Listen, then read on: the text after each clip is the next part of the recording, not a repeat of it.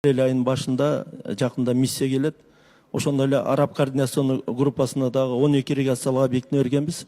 Азыр бир ирригациялык объектиси иш жүрүп атат.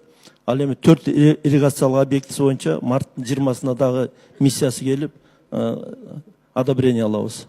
Насос алынбайбы быйыл? Я. Насостор алынбайбы быйыл?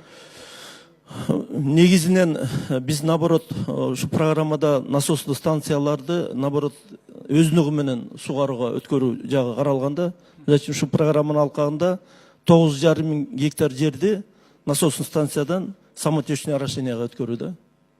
Ал жанагы насостуу станциялар менен эметкендерди биз өкмөттүк деңгээлде өкмөттүн распоряженияси менен разовый жардам менен иштетип атабыз.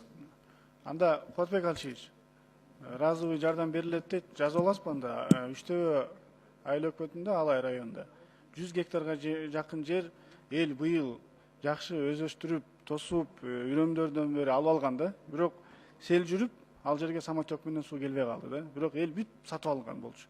Ошол жерге же МЧС аркылуу жана жолду аштырып берсеңиз, жана самотек менен суу келген жерди, же болбосо насосту алып берип койсоңуз жакшы болот эле.